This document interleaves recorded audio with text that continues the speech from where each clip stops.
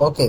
So hello sir, अस्सलाम वालेकुम, मैं नमस्ते बेटा, कैसे हैं? उम्मीद करता हूँ कि सब अच्छी खैरियत से होंगे और अच्छे से पढ़ाई करेंगे। मेरा नाम डॉक्टर अमृत है और आज हम एमडी केट के अंदर हमारी जो एमडी केट है बेटा, ठीक है, तो एमडी केट के अंदर हम जो शुरू करेंगे एक नया चैप्टर बेटा, जिस चैप्टर बाद और उस चैप्टर का नाम है बच्चे, वो है नर्वस कोऑर्डिनेशन। ठीक है, तो ये चैप्टर है बेटा, इससे पहले हमने बात की थी बच्चे वो सपोर्ट एंड मूवमेंट के बारे में। ठीक है, सो नर्वस कोऑर्डिनेशन के अंदर क्या क्या चीजें ये मैंने डिस्कस किया था, जैसे नर्वस सिस्टम में। ठीक है, और वो स्टेप इन्वॉल्व जो नर्वस कोऑर्डिनेशन है, न्यूरॉन्स की स्ट्रक्चर और टाइप्स देखेंगे, नर्व इम्पल्स के बारे में देखेंगे। ठीक है, और उसके साथ साथ transmission of action potential between cells. ठीक है, और basic organization human nervous system, sensory receptor. ठीक है, तो ये जो टॉपिक्स हैं ये टॉपिक्स आपके पीएमडीसी के सिलेबस के अंदर इंक्लूड है। हालांकि ये जो तीन टॉपिक्स हैं ये आपके पीएमडीसी के अंदर नहीं इंक्लूड है। ठीक है, तो मैं आपको ये जो टॉपिक्स हैं वो पढ़ाऊंगा, ये टॉपिक्स नहीं बताऊंगा। ठीक है, तो चलते हैं, शुरू करते हैं इस लेक्चर को शुरू करने से पहले चैनल को सब्सक्राइब कर दें और साथ में बेल आइकन को जरूर प्रेस करें ताकि मेरी आने वाली नोटिफिकेशन आपको रिसीव हो सके। तो नर्वस कोऑर्डिनेशन क्या है? देखो, एक चीज याद रखें बेटा, कोऑर्डिनेशन कोऑर्डिनेशन का मतलब होता है कि जो डिफरेंट बॉडी के जो पार्ट है बेटा, ठीक है, अगर वो मिलकर एक यूनिफॉर्म फंक्शन परफॉर्म कर रहे हैं तो उस चीज को आप कहते हैं कोऑर्डिनेशन। ठीक है, तो जितने भी एनिमल्स हैं बेटा, ठीक है, सिर्फ एक हमारे पास फाइलम है स्पंज, स्पंज को छोड़कर बाकी जितने भी एनिमल है वो एक किस्म की यूज करते हैं, एक किस्म का नेटवर्क यूज करते हैं नर्व सेल का। ठीक है, अब ये नेटवर्क क्यों यूज करते हैं? ताकि ये इंफॉर्मेशन को कलेक्ट कर सकते हैं किसी भी एक्सटर्नल या किसी भी इंटरनल, ये दो कंडीशन है इंटरनल एनवायरनमेंट की। ठीक है, तो एक ग्रुप बेटा स्पंज, अब स्पंज जो हमारे पास फालम पोरीफेरा के अंदर आता है, ये आपने पढ़ा होगा एनिमल किंगडम के अंदर फालम जो पोरीफेरा है उसके अंदर आता है बेटा। ठीक है, अब स्पंज को छोड़कर बाकी जितने भी हमारे पास जो एनिमल्स हैं, ठीक है, अब वो एनिमल्स क्या यूज करते हैं? एक नेटवर्क यूज करते हैं नर्व सेल का। ये नेटवर्क नर्व सेल का इस तरह इस वजह से यूज करते हैं ताकि ये क्या करते हैं, बॉडी की जो इंफॉर्मेशन है, जो इंटरनल या एक्सटर्नल जितनी भी इंफॉर्मेशन है उनको क्या करते हैं बच्चे, कलेक्ट करते हैं। अब जब ये इंफॉर्मेशन को कलेक्ट करते हैं तो ये क्या करते हैं, उन इंफॉर्मेशन को प्रोसेस करते हैं और उसके साथ साथ प्रोसेस करने के बाद वो इंटीग्रेट करते हैं उन इंफॉर्मेशन को, मतलब उस इंफॉर्मेशन को रीड आउट करते हैं और उसके बाद उस इंफॉर्मेशन के लिए एक मैसेज जनरेट करते हैं, या एक कहते हैं भाई वो पहले उस इंफॉर्मेशन को रीड करके उसमें उसका रेस्पॉन्स तैयार करते हैं। ठीक है, और उसके बाद वो क्या करते हैं, सेंड करते हैं कमांड, किसको? बॉडी की मसल्स को या ग्लैंड्स को। बेसिकली हमारे कमांड किसको देते हैं? इफेक्टर ऑर्गन, और इफेक्टर ऑर्गन के अंदर आपकी बॉडी की मसल्स या ग्लैंड। ठीक है, तो ये चीजें आपको पता होनी चाहिए। अब कुछ स्टेप है बच्चे नर्व जो इन्वॉल्व है नर्वस कोऑर्डिनेशन के अंदर। तो जो सिस्टम है हमारे बॉडी के अंदर, ठीक है, जो प्रोवाइड करे, तब जो देखो हमारे बॉडी के अंदर जो सिस्टम है बच्चे वो हमें प्रोवाइड करता है कम्युनिकेशन। ठीक है, कम्युनिकेशन जिसको आप कोऑर्डिनेशन भी कहते हैं। ठीक है, अब कम्युनिकेशन दो तरह से हो सकते हैं। ठीक है, याद रखिए कम्युनिकेशन या कोऑर्डिनेशन बच्चे दो तरह से हो सकते हैं, एक इलेक्ट्रिकल जरिए, ठीक, और एक केमिकल सिग्नल। तो भाई कम्युनिकेशन या कोऑर्डिनेशन दो तरह से हो सकती है, एक तो इलेक्ट्रिकल मतलब न्यूरॉन्स के जरिए हो सकती है, दूसरी केमिकल सिग्नल जिसको हम हार्मोन कहते हैं उनके जरिए होती है, और ऐसे सिस्टम को हम नर्वस सिस्टम कहते हैं। ठीक है, अगर हमारे पास कम्युनिकेशन बच्चे न्यूरॉन्स के जरिए हो रही है, ठीक है, तो या इलेक्ट्रिकल के जरिए हो रही है उसको आप कहते हैं नर्वस सिस्टम। अगर केमिकल के जरिए होगी तो उसको आप कहते हैं केमिकल कोऑर्डिनेशन। ठीक है, तो केमिकल कोऑर्डिनेशन इसके बाद नेक्स्ट हमारा चैप्टर है। नर्वस कोऑर्डिनेशन के अंदर हमारे पास हाईली जो स्पेशलाइज हमारे पास बच्चे क्या होता है, ब्रेन है। ठीक है, इसके साथ क्या होता है हमारे पास स्पेशलाइज हमारे पास जो सेल होते हैं जैसे कि न्यूरॉन्स कहते हैं। ठीक है, तो नर्वस कोऑर्डिनेशन बेसिकली बना किसका होता है, एक खास किस्म के जो सेल होते हैं जिनको हम न्यूरॉन्स कहते हैं। आगे जाके मैं बताता हूँ कि न्यूरॉन्स की स्ट्रक्चर क्या है। न्यूरॉन क्या है बेटा, फंडामेंटल यूनिट होते हैं नर्वस सिस्टम के। ठीक है, याद रखें, भूलेंगे नहीं कि जो न्यूरॉन्स है बच्चे ये एक किस्म के फंडामेंटल यूनिट होते हैं नर्वस सिस्टम के। ठीक है, अब याद रखेंगे किसी भी न्यूरॉन्स के पीछे पांच काम होते हैं, फाइव फंक्शन है। ठीक है, तो नंबर वन ये काम होता है भाई, ये न्यूरॉन्स का काम, ये क्या, न्यूरॉन्स का ये काम होता है कि ये रिसीव करते हैं इंफॉर्मेशन को। ठीक है, ये क्या करते हैं, रिसीव करते हैं इंफॉर्मेशन कहाँ से, इंटरनल एंड एक्सटर्नल एनवायरनमेंट। याद रखें, न्यूरॉन का पहला काम क्या है कि ये रिसीव करते हैं इंफॉर्मेशन को इंटरनल या एक्सटर्नल एनवायरनमेंट से और या किसी और न्यूरॉन से। जरूरी नहीं कि एक इंटरनल या एक्सटर्नल एनवायरनमेंट से, ये किसी और न्यूरॉन से भी इंफॉर्मेशन को रिसीव कर सकते हैं। अब इसकी मैं मिसाल देता हूँ। लेट्स सपोज अगर आप किसी रूम के अंदर बैठे हैं, इसकी मैं मिसाल बता रहा हूँ आपको। लेट्स सपोज अगर आप किसी रूम के अंदर बैठे हैं, ठीक है, और रूम का पंखा चल रहा है, ठीक है। अल्टीमेटली क्या हो जाता है कि रूम का पंखा, लेट्स से लाइट चली जाती तो जो पंखा है वो बंद हो जाता है। तो फिर क्या होता है कि जो आपकी बॉडी है बेटा, वो क्या करते हैं, स्वेट प्रोड्यूस करते हैं। स्वेट ग्लैंड क्या करते हैं, स्वेट सीक्रेट करते हैं, ठीक है। तो ये जो स्वेट सीक्रेट करना, ये क्या है, बॉडी के अंदर इंटरनली चेंज आया है। क्या इंटरनली चेंज आया, तो ये क्या है, किस्म की इंटरनल चेंजिंग आई। तो हमारे जो बॉडी के अंदर जो सेल थे, हमारे आपके स्किन के अंदर जो सेल है न्यूरॉन, उन्होंने स्टिमुलेट किया, और उन्होंने स्वेट प्रोड्यूस किया, ठीक है। अब ये कंडीशन एक्सटर्नल भी हो सकती है, जैसे कि अगर आप किसी हॉट ऑब्जेक्ट को भाई टच कर देते तो एक एक्सटर्नल एनवायरनमेंट हो सकता है, या एक न्यूरॉन किसी और न्यूरॉन के साथ कम्युनिकेट कर सकता है, ठीक है। तो नंबर A1। नंबर 2 इसका काम क्या बचे, ये अब जाहिर सी बात देखो, ये क्या करता है, मैंने आपको पहली बात में बताया कि जो न्यूरॉन्स का काम क्या होता है, इन्फॉर्मेशन को रिसीव करना, ठीक है। अब ये इन्फॉर्मेशन या तो इंटरनल एनवायरनमेंट से रिसीव कर सकता है या एक्सटर्नल या किसी और न्यूरॉन के साथ, ठीक है। अब ये इन्फॉर्मेशन जब रिसीव कर देता है तो उसको क्या इंटीग्रेट करता है, ठीक है। अब इंटीग्रेट का मतलब होता है उसको रीड आउट करता है, भाई इन्फॉर्मेशन कौन सी है, किस टाइप की इन्फॉर्मेशन है। जब इन्फॉर्मेशन को इंटीग्रेट करता है तो उसके बाद वो इन्फॉर्मेशन इसने जो रिसीव की थी, वो इन्फॉर्मेशन जो उसने रिसीव किया उसको क्या करता है बच्चे, रीड आउट करता है, और उसके लिए क्या करता है, एक किस्म का एप्रोप्राइट बच्चे आउटपुट सिग्नल बनाता है, भाई उसका एक मैसेज बनाता है, ताकि भाई हम ये जो इन्फॉर्मेशन आई इसका क्या मैसेज दूं, ठीक है। अब ये कंडक्ट करता है बच्चे सिग्नल। अब थर्ड काम क्या है इसका काम, थर्ड काम ये कि ये क्या करता है, उस सिग्नल को कंडक्ट करते हैं टू टर्मिनल एंडिंग, मतलब जो न्यूरॉन्स की जो टर्मिनल एंडिंग है वहां पर क्या करता है, ये कंडक्ट करता है सिग्नल को, जो बच्चे जिसके अंदर कुछ हमारे पास मतलब जो एक कुछ डिस्टेंस दूर होते हैं, ठीक है। अब इस पॉइंट को मैं आगे जाके क्लियर कराता हूँ कि किस तरह से कंडक्ट करते हैं सिग्नल को टर्मिनल एंडिंग ऊपर, ठीक है। नंबर 4 काम इसका क्या है कि अब ये क्या करेगा, देखो मैं इसको समझा, ये 4 काम इसका क्या है कि ये ट्रांसमिट करता है, किसको, सिग्नल को ट्रांसमिट करता है, कहां पर ट्रांसफर करता है, दूसरे नर्व सेल तक या ग्लैंड्स तक या मसल तक। याद रखें, ये क्या करता है, ट्रांसमिट करता है किसको, सिग्नल को किसी दूसरे नर्व सेल से या ग्लैंड या मसल को, ठीक है। नंबर 5 काम क्या है इसका कि ये कोऑर्डिनेट करता है मेटाबॉलिक एक्टिविटीज को, जो आपकी बॉडी के अंदर जितनी भी मेटाबॉलिक एक्टिविटीज हो रही है उन मेटाबॉलिक एक्टिविटीज को ये क्या करता है, कोऑर्डिनेट करता है, और ये मेंटेन करता है इंटीग्रिटी ऑफ सेल। भाई सेल के अंदर जो भी चीजें हैं, ठीक है, सेल के अंदर जितनी भी कंसंट्रेशन है, जो भी इक्विलिब्रियम के अंदर मौजूद है, ठीक है, उसको क्या करता है, ये मेंटेन करता है, कोऑर्डिनेट करता है मेटाबॉलिक एक्टिविटीज को, ठीक है। नंबर 4 पॉइंट में दोबारा रिपीट कर देता हूँ, ये क्या कहता है, ये कहता है transmit the signal to other nerve cell gland और मसल। देखो बेटा, ये क्या करता है, न्यूरॉन्स जो है बच्चे वो क्या करते हैं, मैसेज है उसको ट्रांसमिट करता है, किसी मसल को दे देता है या किसी ग्लैंड को दे देता है, ठीक है। तो ये 5 काम है न्यूरॉन्स के, ठीक है। अब लेट्स मैं अगर इसको समराइज करूं नंबर 1 मतलब इसको छोटी में, तो देखो न्यूरॉन सबके पहले मैं काम बताऊं, न्यूरॉन का काम क्या है कि किसी भी मैसेज को रिसीव करना। अब वो मैसेज कहीं से भी रिसीव कर सकता है, चाहे वो इंटरनल एनवायरनमेंट भी हो सकता है या एक्सटर्नल एनवायरनमेंट भी हो सकता है, और किसी और न्यूरॉन से भी रिसीव कर सकता है, ठीक है। जब इसने किसी इंफॉर्मेशन को रिसीव किया, ठीक है, तो सेकंड काम क्या होगा इसका कि उस इंफॉर्मेशन को इंटीग्रेट करेगा, उस इंफॉर्मेशन को रीड आउट करेगा।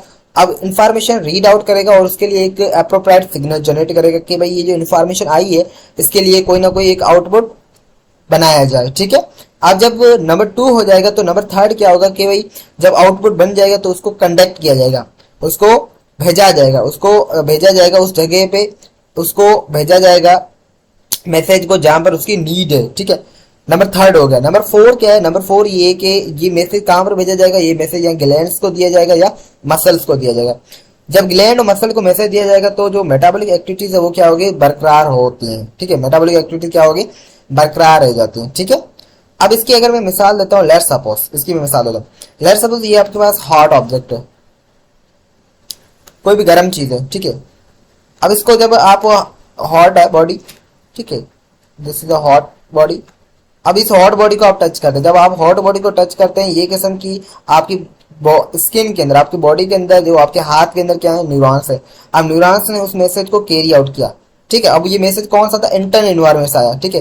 तो न्यूरॉन्स ने मैसेज को कैरी आउट किया और इन्होंने दिया, न्यूरॉन्स ने किसको मैसेज दिया, न्यूरॉन ने मैसेज दिया भाई हमारे जो कंट्रोल सेंटर है उसको, और उस कंट्रोल सेंटर ने क्या किया, उसके लिए उसको रीड आउट किया। नंबर 2 क्या किया, उसको इंटीग्रेट किया, रीड आउट किया, उसके लिए एक रेस्पॉन्स तैयार किया। और उसके बाद नंबर 3 के ऊपर क्या हुआ, नंबर 3 के ऊपर क्या हुआ, उसका जो रेस्पॉन्स तैयार हो गया तो उसको भेजा गया एक डिस्टेंस के ऊपर, ठीक है। जब उसको भेजा गया तो उसको किस कहां पर भेजा गया, दो चीजों के ऊपर भेजा, या तो मसल्स को दिया जाएगा या ग्लैंड्स को दिया जाएगा, ठीक है।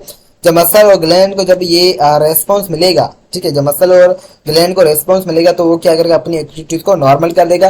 और ऐसे ही हमारे पास जो मेटाबॉलिक एक्टिविटीज, यहाँ हमारी बॉडी है बच्चे वो नॉर्मल होती है और कंट्रोल में रहती है, ठीक है। तो ये 5 काम होते हैं बच्चे रिसेप्टर के।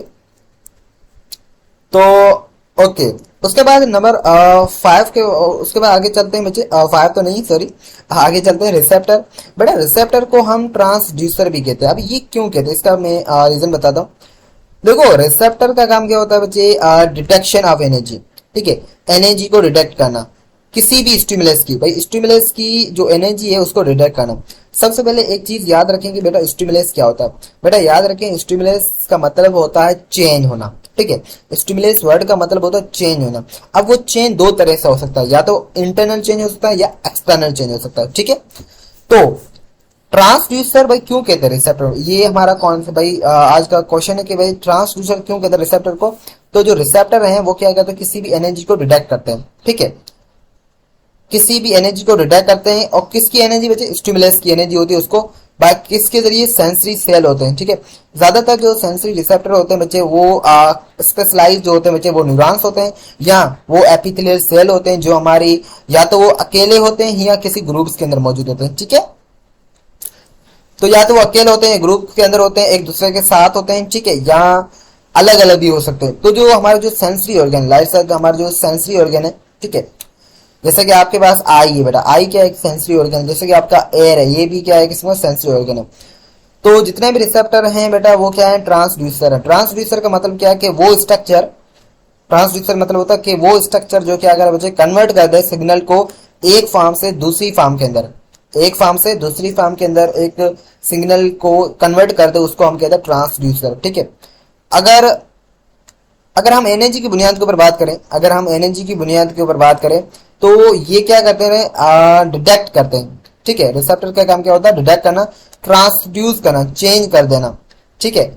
तो रिसेप्टर बचे हैं वो 5 कैटेगरीज में आते हैं। अब मैं ट्रांसड्यूसर का अगर कॉन्सेप्ट दूं कि किस तरह से ये एक फॉर्म की एनर्जी को कन्वर्ट करते हैं दूसरी फॉर्म की एनर्जी के अंदर। भाई एक फॉर्म जो एनर्जी होती है उसको कन्वर्ट कर देना दूसरी फॉर्म ऑफ एनर्जी के अंदर किस तरह से करते हैं। लाइक सपोज अगर मैं बताता हूं आपके लिए, लाइक दैट आपने किसी एक गर्म हॉट ऑब्जेक्ट को टच किया, ठीक है। अब आप गर्म बॉडी को या किसी भी हॉट ऑब्जेक्ट को टच करते हैं तो क्या होता है बच्चे, आपकी स्किन के अंदर जो रिसेप्टर है बेटा, ठीक है, वो मैसेज को कैरी आउट कर ले जाते हैं कहां पर, कंट्रोल सेंटर के ऊपर, ठीक है। अब कंट्रोल सेंटर क्या करता है, उसको इंटीग्रेट करता है, रीड आउट करता है, फिर उसके लिए मैसेज जनरेट करता है, ठीक है। तो वो जो हॉट ऑब्जेक्ट तक जो मैसेज गया, ठीक है, तो in the form of heat, मतलब जो हीट है एक किस्म की, उसकी फॉर्म में गया। अब जो वापस जो रेस्पॉन्स आएगा, तो मतलब जो रेस्पॉन्स आएगा वो क्या होगा भाई, तो मतलब बेक कर देना, मतलब जो हॉट ऑब्जेक्ट से बेक कर दा। तो ये किस्म का क्या है, ट्रांसड्यूसर, मतलब एक फॉर्म को दूसरी फॉर्म में कन्वर्ट कर देना, ठीक है। तो रिसेप्टर बेटा 5 तरह के होते हैं, ठीक है। मैकेनो रिसेप्टर क्या है बच्चे, वो जो स्टिमुलेट करें फिजिकल डिफॉर्मेशंस जो काज होती है, जैसे कि स्टिमुलाई प्रेशर।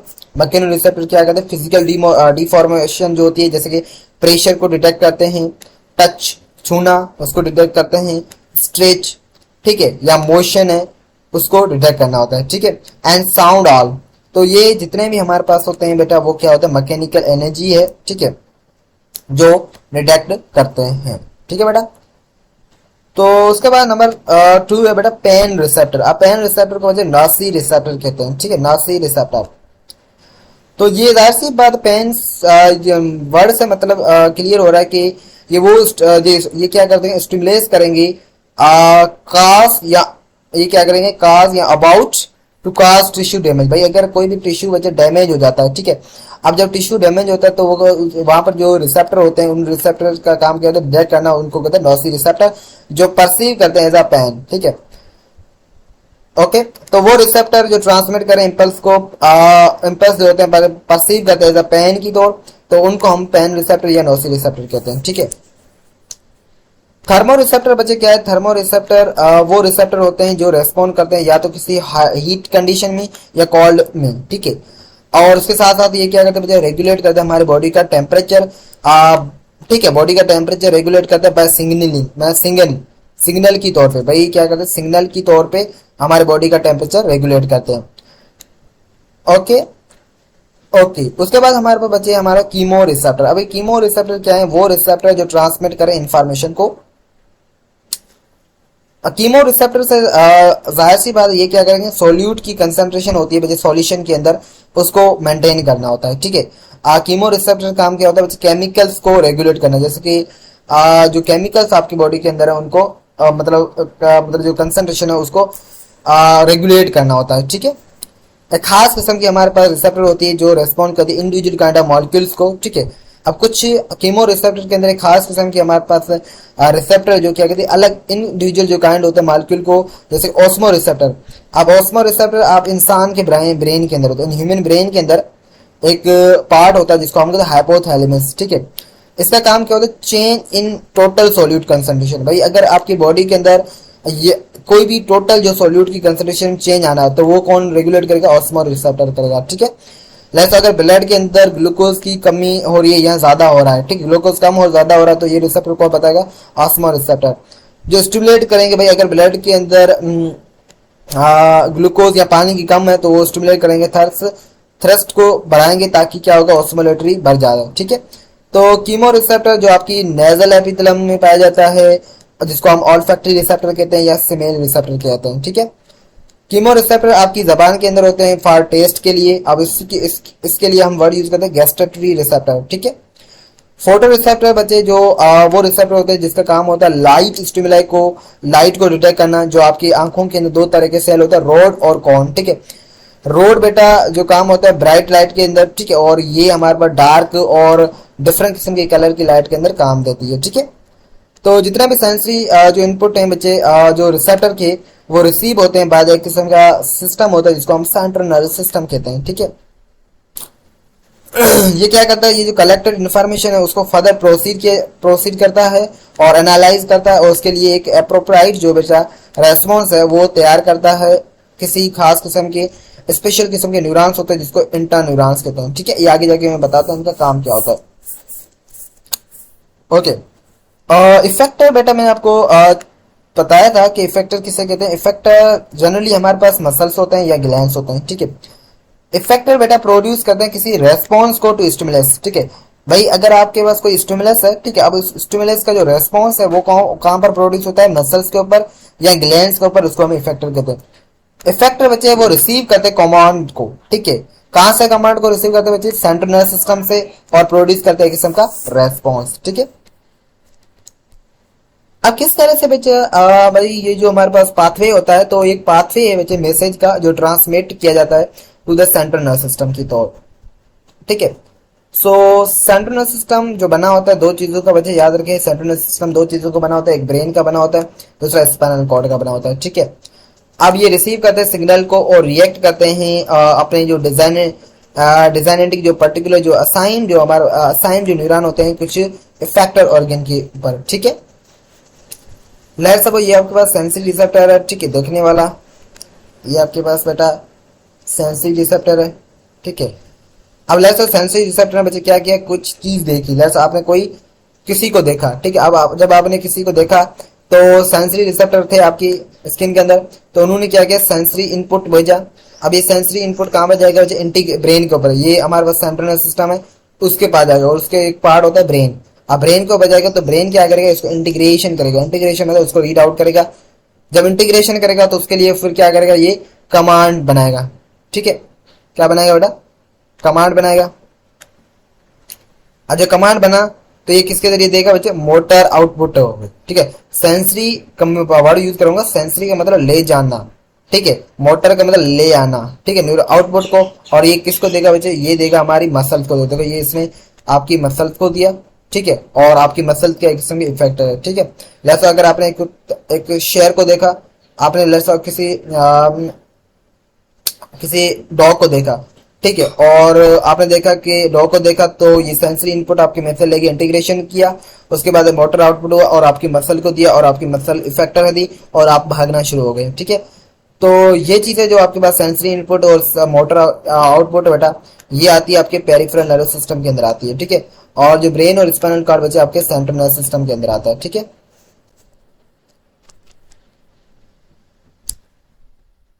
मैसेज को बच्चे पिकअप किए जाता है, स्पेसिफिक सेंसर होते हैं जो सेंसरी न्यूरॉन्स के साथ जिसे कहते हैं, या नर्व एंड होते हैं जो ऑर्गन या किसी भी किस्म के हमारे पास सेल होते हैं जो सिग्नल करते हैं सेंसरी न्यूरॉन को।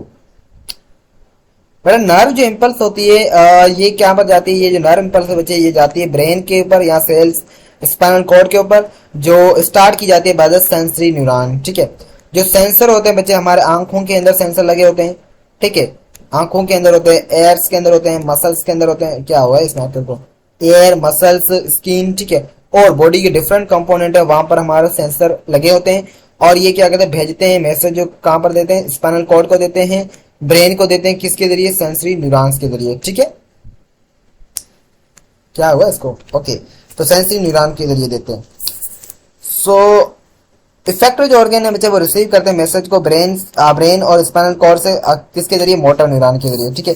तो जो इफेक्टर ऑर्गन है बच्चे वो रिसीव करते हैं मैसेज को, कहां से, ब्रेन या स्पाइनल कॉर्ड से मैसेज को रिसीव करते हैं, लेकिन किसके जरिए रिसीव करते हैं, मोटर न्यूरॉन्स के जरिए रिसीव करते हैं, ठीक है। तो अब हम बात करते हैं बच्चे न्यूरॉन्स के बारे में, ठीक है। तो मैंने बताया कि जो नर्वस सिस्टम है उसको बनाने वाला जो हमारा सेल होता है बच्चे न्यूरॉन होता है, ठीक है। हालांकि न्यूरॉन के साथ न्यूरोग्लिया भी होता है, ठीक है, लेकिन मेन जो काम होता है बच्चे वो न्यूरॉन्स का होता है, ठीक है। तो पहली बात ये है कि जो न्यूरॉन्स है बेटा, ये एक किस्म का, क्या हुआ इसको, ये एक किस्म का फंक्शनल एंड स्ट्रक्चरल यूनिट है। भाई फंक्शनल और स्ट्रक्चरल यूनिट का मतलब क्या है, कि ये फंक्शनल भी है और स्ट्रक्चरल है। फंक्शनल का मतलब, पहली बात, स्ट्रक्चरल मतलब ये एक किस्म की स्ट्रक्चर प्रोवाइड है, जैसे आपका जो नर्वस सिस्टम है ये इसकी एक पूरी पर्टिकुलर स्ट्रक्चर है, तो ये किस वजह से होती है, न्यूरॉन्स की वजह से होती है। नंबर टू, ये फंक्शनल है, आपको पता है आपका नर्वस सिस्टम एक फंक्शनल है जो फंक्शन परफॉर्म करता है। तो न्यूरॉन एक किस्म का फंक्शनल, उसके साथ स्ट्रक्चरल यूनिट है किसका, नर्वस सिस्टम का, ठीक है। ओके ओके ओके, ठीक है। और नर्वस सिस्टम का जो डिटरमाइन किया जाता है, ओके, नर्वस सिस्टम का होता है, ठीक है। और एक स्पेशलाइज होता है जो ट्रांसमिट करता है सिग्नल को एक लोकेशन से दूसरी लोकेशन बॉडी की, ठीक है, मतलब एक लोकेशन से इंफॉर्मेशन कैरी आउट करता है और दूसरी बॉडी की जो लोकेशन है उसको दे देता है, ठीक है। अब हम बात करते हैं बेटा स्ट्रक्चर न्यूरॉन्स, ठीक है। और यहाँ से अगर डायग्राम से आप देखिए बेटा न्यूरॉन्स की स्ट्रक्चर, तो न्यूरॉन्स के वजह तीन पार्ट होते हैं, ठीक है। एक होती है सेल बॉडी, ठीक है, जिसको आप सोमा भी कह रहे थे, इसको आप दूसरे नाम से सोमा भी कहते हैं, ठीक है। आप इसको,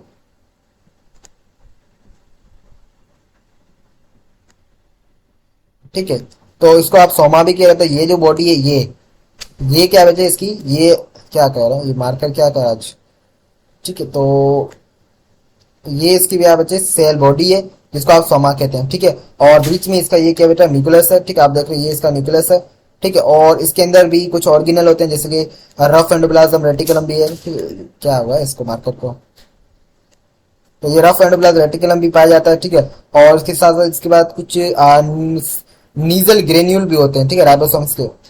उसके बाद ये जो सेल बॉडी हो गई, ठीक है, जिसको आप सोमा कहते हैं। अब सेल बॉडी से एक किस्म की प्रोजेक्शन निकली, हेयर लाइक प्रोजेक्शन, आप देख रहे हैं बालू की तरह एक हेयर लाइक प्रोजेक्शन है जिसको आप डेंड्राइट्स कहते हैं, क्या कहते हैं, डेंड्राइट्स कहते हैं, ठीक है।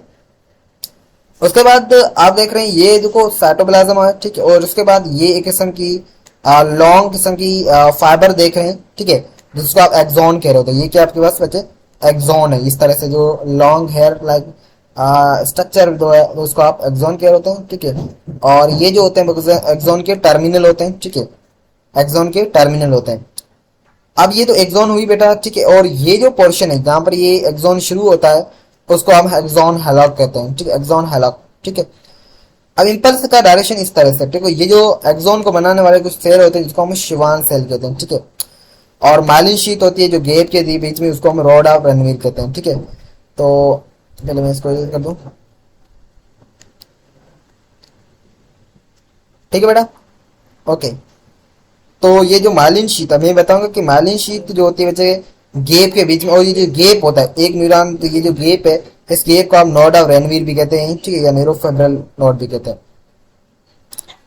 तो मैंने बताया कि जो न्यूरॉन है उसके बाद एक रिलेटिवली लार्ज सेल बॉडी होती है जिसको आप सोमा भी कहते हैं। अब सोमा के अंदर क्या होता है, मैंने बताया था सोमा के अंदर हमारे पास बच्चे न्यूक्लियस होता है और बहुत सारे ऐसे सेल की ऑर्गेनल होते हैं जैसे कि एंडोप्लाज्म रेटिकुलम है। ठीक है, जो साइटोप्लाज्म के अंदर होते हैं। और कुछ मैंने बताया था कि नेजल्स बॉडीज होते हैं। नेजल बॉडीज किसको कहते हैं, या नेजल्स बॉडीज कहते हैं बच्चे ग्रेन्यूल्स और ग्रुप ऑफ राइबोसोम्स। राइबोसोम्स का जो ग्रुप्स होता है उसको हम नेजल्स बॉडीज कहते हैं।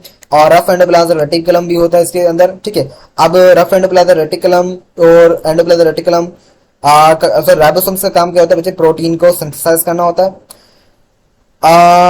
ये कवर होते हैं विद मेम्ब्रेन जिसको हम न्यूरोलीमा कहते हैं। ठीक है भाई, इसको एक मेम्ब्रेन सराउंड करती है जिसको न्यूरोलीमा कहते हैं। ठीक है, जैसे कि आपने मसल्स के ऊपर देखा था, मसल्स को कवर करने वाली एक मेम्ब्रेन होती है जिसको हम क्या कहते हैं, सार्कोलीमा कहते हैं। ठीक है, और ऐसे कि हमारा सेल है, सेल को एक मेम्ब्रेन सराउंड करती है जिसको प्लाज्मा मेम्ब्रेन कहते हैं या सेल मेम्ब्रेन कहते हैं। ऐसे ही न्यूरॉन्स को सराउंड करने वाली एक मेम्ब्रेन होती है जिसको न्यूरोलीमा कहते हैं। ठीक है, बेसिकली लीमा वर्ड का मतलब होता है लेयर। ठीक है, तो मेन काम क्या है बच्चे, इसका मेन काम ये है कि जो सेल बॉडी है, ठीक है, वो क्या करती है बच्चे, सेल बॉडी का मेन काम ये है कि वो न्यूरो ट्रांसमीटर बनाना। ठीक है, अब ये न्यूरो ट्रांसमीटर क्या है बेटा, न्यूरो ट्रांसमीटर एक किस्म के केमिकल्स होते हैं। ठीक है, एक किस्म के केमिकल हैं जो मैसेज देते हैं। न्यूरो ट्रांसमीटर एक किस्म के केमिकल है जिसका काम क्या होता है, बॉडी को जो मैसेज देते हैं। ठीक है, वो आगे जाके मैं बताऊंगा।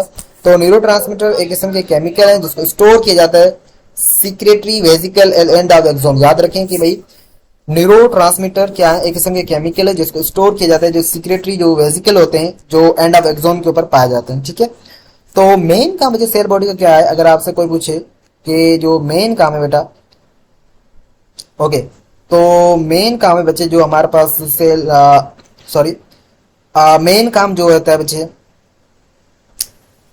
ओके, मेन काम जो है बच्चे सेल बॉडी का वो क्या है, न्यूरो ट्रांसमीटर बनाना। ठीक है, और उसके साथ ये जो केमिकल को स्टोर भी करते हैं, एक सीक्रेटरी वेजिकल होते हैं at the end of axon. ठीक है, तो ये आप देख रहे हैं यहाँ पर ये एक्सोन के टर्मिनल है। ठीक है, और यहाँ पर इसके पास कुछ वेजिकल्स होते हैं। आप यहाँ पर क्या करते हैं, ये न्यूरो ट्रांसमीटर को एब्जॉर्ब करते हैं। ठीक है, तो ये आपको क्लियर हो, तो इस तरह से आपका भाई इम्पल्स है वो ट्रांसफर होता है। ठीक है, तो अब हम क्या करते हैं, इनके इंडिविजुअल पार्ट को पढ़ते हैं।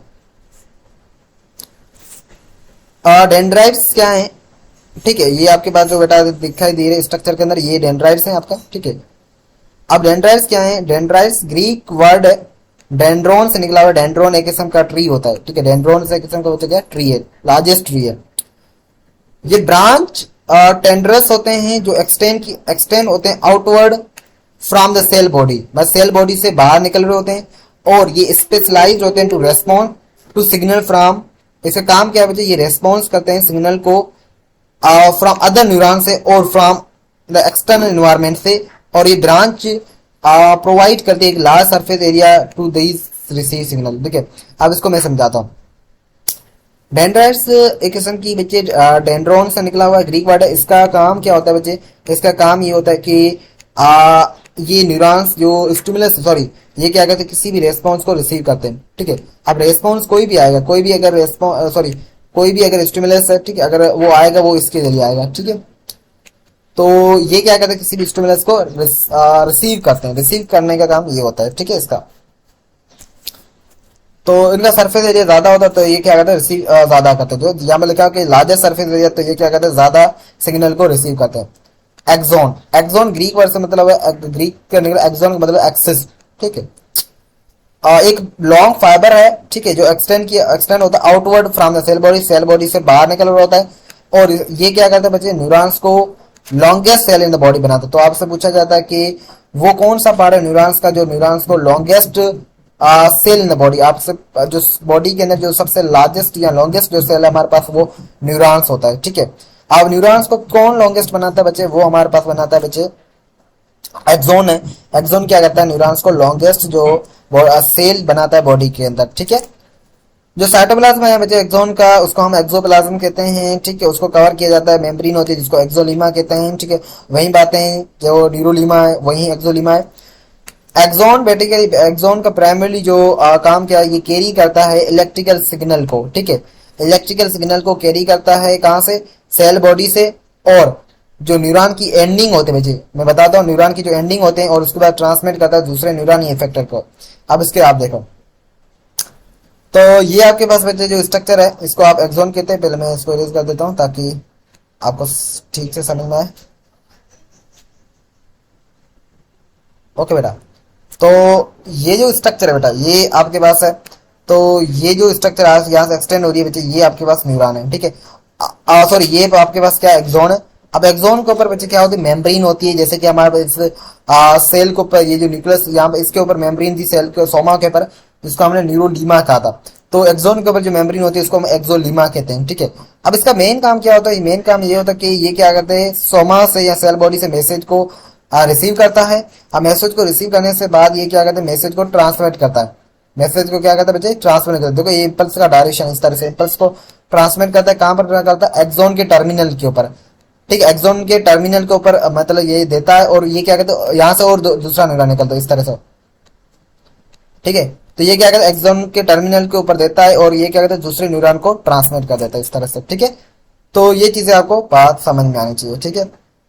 और ये इसके बीच में जो गैप है, ये जो आप देख रहे हैं इस तरह से, ये भी क्या होती है, माइलिन शीथ होती है। कुछ न्यूरॉन्स हैं, मैं आगे जाकर बताता हूँ,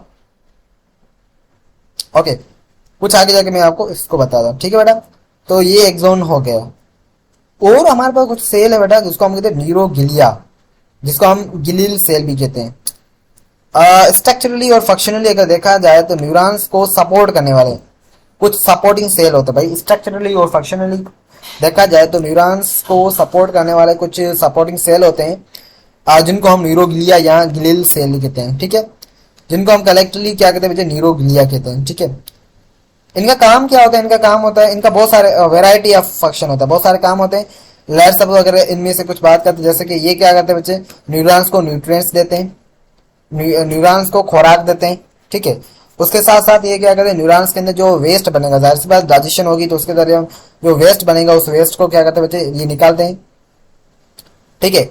और उसके साथ ये क्या करते हैं बच्चे, गाइड करते हैं एक्सोन को माइग्रेशन, और प्रोवाइड करते हैं इम्यूनी फंक्शन। उसके साथ न्यूरॉन को एक किस्म का इम्यूनिटी भी प्रोवाइड करते हैं, ठीक है। अगर कोई भी न्यूरॉन्स के अंदर बैक्टीरिया वायरस घुस जाता है तो ये क्या करते हैं, उसको अगेंस्ट फाइट करते हैं, इम्यूनी फंक्शन भी देता है। तो अक्सर पूछा जाता है क्वेश्चन कि वो कौन सा पार्ट है जो इम्यूनी फंक्शन प्रोवाइड करता है न्यूरॉन को, बेसिकली वो न्यूरोग्लिया होता है। बड़ा न्यूरोग्लिया दो तरह का होता है, न्यूरोग्लिया दो टाइप्स का होता है, एक होता है शिवान सेल और दूसरा होता है ओलिगोडेंड्रोसाइट, ठीक है। ओलिगोडेंड्रोसाइट, ठीक है। तो इस चीज को मैं समझाता हूं आपको, पहले ये डायग्राम देखें।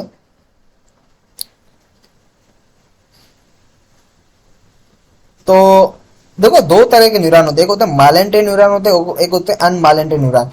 माइलेंटेड न्यूरॉन वो न्यूरॉन होते हैं जिनके ऊपर माइलिन शीत होती है, एक किस्म की शीत होती है, माइलिन शीत चरी होती है। और अनमाइलेंटेड वो होते हैं जिनके ऊपर माइलिन शीत नहीं होती है, ठीक है।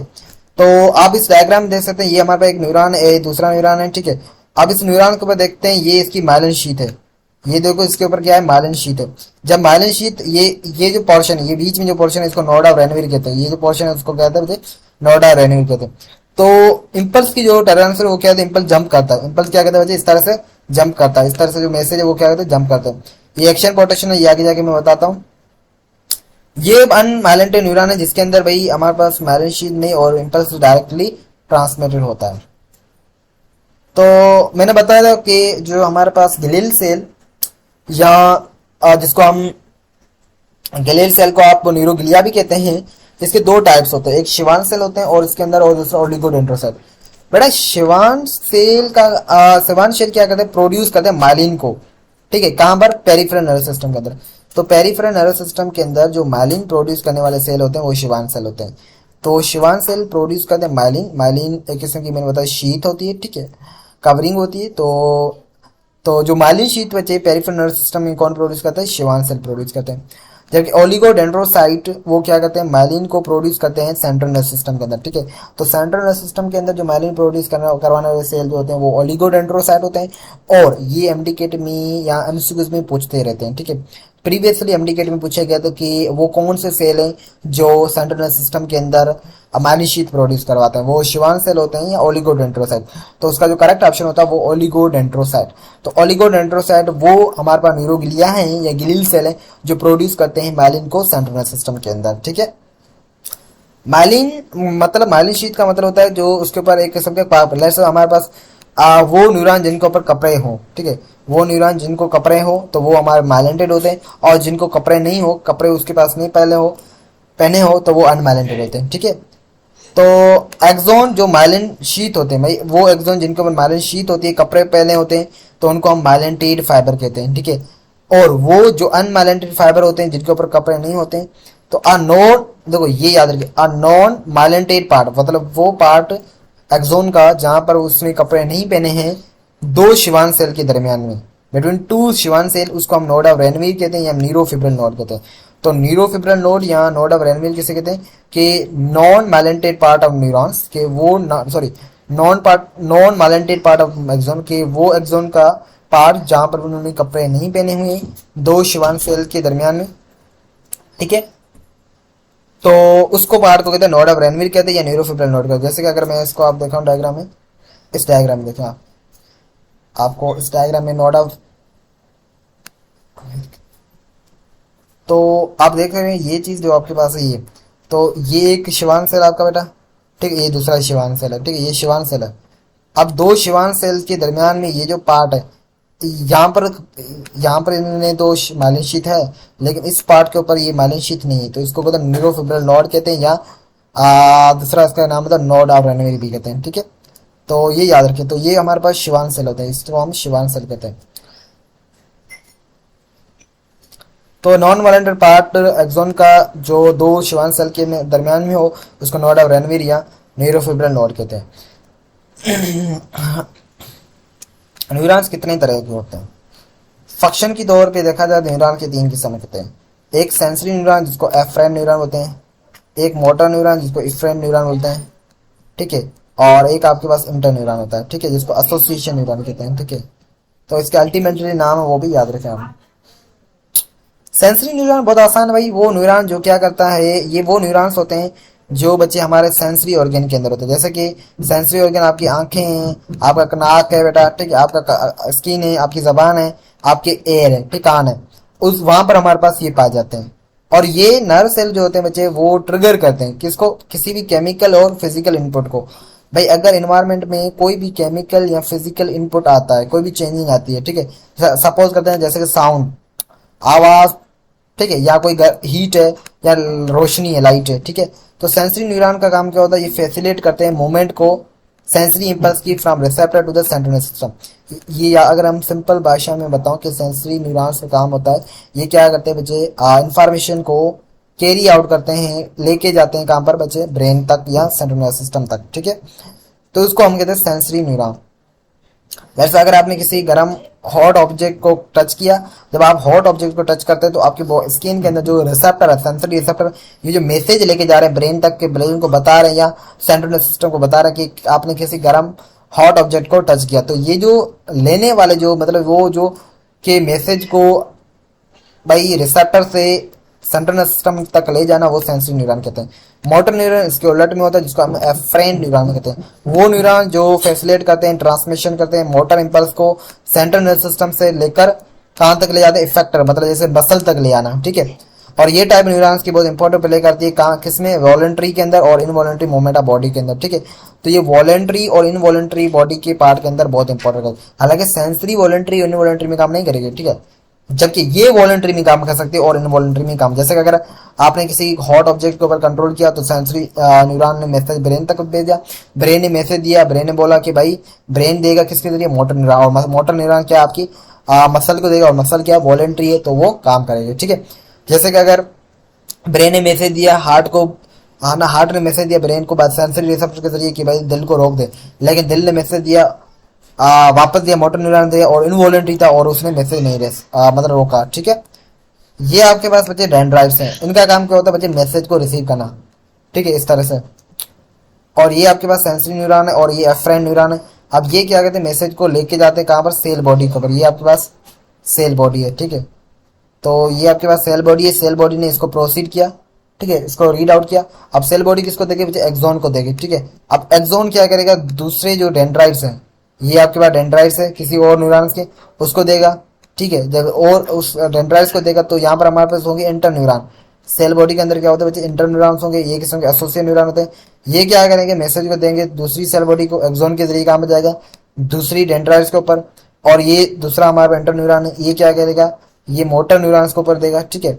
और मोटर जो हमारे एफ्राइन न्यूरॉन होते हैं, ठीक है। इस तरह से हमारे पास ये न्यूरॉन्स का जो कनेक्शन है या मैसेज ट्रेवल होता है। इंटरन्यूरॉन एसोसिएशन न्यूरॉन होते हैं वो न्यूरॉन जो मीडिएटर होते हैं, ठीक है, जो सेंसरी न्यूरॉन और मोटर, मतलब वो न्यूरॉन जो दरमियान में होते हैं, सेंसरी न्यूरॉन और मोटर न्यूरॉन के दरमियान में होते हैं, और उसको हम इंटरन्यूरॉन कहते हैं, ठीक है। और सेंट्रल नर्वस सिस्टम के अंदर होते हैं ये, ठीक है। और इसका काम क्या होता है, स्मूथ ट्रांसमिशन सिग्नल, जो स्मूथ ट्रांसमिशन सिग्नल की होती है वो ये करते हैं। मतलब इंटरन्यूरॉन क्या करते हैं, इस चीजों को पढ़ते हैं, ठीक है, रीड आउट करते हैं। मेन काम जो होता है बच्चे इंटरन्यूरॉन होता है। तो ये वो है जहां पर जो भी प्रॉब्लम है उसको रिजॉल्व की जाती है, ठीक है। प्रॉब्लम ले आना वो सेंसरी न्यूरॉन का काम है, प्रॉब्लम रिजोल्व करना, सॉल्व करना वो इंटर न्यूरॉन का काम है, प्रॉब्लम रिजोल्व होकर फिर भेजना वो मोटर न्यूरॉन का काम है, ठीक है। एक छोटा सा टॉपिक है रिफ्लेक्स एक्शन, ये आज कर लेते हैं, फिर आगे जाके हम नर्व इंपल्स कल डिस्कस करेंगे। बड़ा रिफ्लेक्स एक्शन देखो क्या होता है, देखो जो भी सेंसरी न्यूरॉन्स हैं, ठीक है, अब जितने भी सेंसरी न्यूरॉन हैं उनका एक पर्टिकुलर काम है, वो क्या करते हैं, कन्वे करते हैं किसी सिग्नल को, कहाँ से, सेंसरी रिसेप्टर तक, और सेंसरी रिसेप्टर से मोटर न्यूरॉन तक, ठीक है। ये सेंड करते हैं बच्चे सिग्नल को इफेक्टर, और इसके नतीजे के अंदर ये ऑफन सिंपल होते हैं, ऑटोमेटिक रेस्पॉन्स होता है जिनको हम रिफ्लेक्स कहते हैं या रिफ्लेक्स एक्शन कहते हैं। कि वो पाथवे जहां पर इम्पल्स ट्रांसमिट किया जाता है रिसेप्टर से इफेक्टर तक, उसको हम रिफ्लेक्स आर कहते हैं। जैसे कि ह्यूमन रिफ्लेक्स, जैसे कि हमारे पास फेमिलियर नी जर्क, आपके अंदर जो नी जर्क है बच्चे, ठीक है, या पेन विदड्रा, ठीक है, और पेन विदड्रा रिफ्लेक्स जितने भी हमारे ये न्यूरॉन्स हैं। अब रिफ्लेक्सेस वो हैं जिनके अंदर इंटर न्यूरॉन्स रिक्वायर नहीं होता, ठीक है, जिनके अंदर ब्रेन रिक्वायर नहीं होता। अल्दो वी नो, हम जानते हैं कि जो पाथवे होता है वो ब्रेन प्रिकेट करता है, लेकिन इसके अंदर ब्रेन इन्वॉल्व नहीं होता। जैसे अगर आपने किसी ये स्टिमुलस है, हॉट बॉडी है, ठीक है, इसको टच किया, यहाँ पर आपकी स्किन के अंदर रिसेप्टर ने मैसेज दिया, देखो रिसेप्टर मैसेज ले जा रहे हैं एफरेंट यहाँ सेंसरी न्यूरॉन के जरिए। अब इसने क्या किया, ये जो ब्रेन स्पाइनल कॉर्ड को दिया, ये स्पाइनल कॉर्ड का क्रॉस सेक्शनल है, ठीक है, स्पाइनल कॉर्ड को इसको रीड किया, और इसने मोटर न्यूरॉन को दिया, और दोबारा मसल को दिया, और मसल ने बोला, ये इंटीग्रेशन सेंटर था इंटर न्यूरॉन, और इसने दोबारा मसल को बोला कि भाई अब कॉन्ट्रैक्ट हो जाए ताकि हाथ को दूर कर दो इस, ठीक है। ओके, तो ये लेक्चर हम यहीं पर रखते हैं, ठीक है, और आगे हम बात करेंगे नेक्स्ट लेक्चर के अंदर नर्व इम्पल्स की, ठीक है बेटा। थैंक यू सो मच, खुदा हाफिज।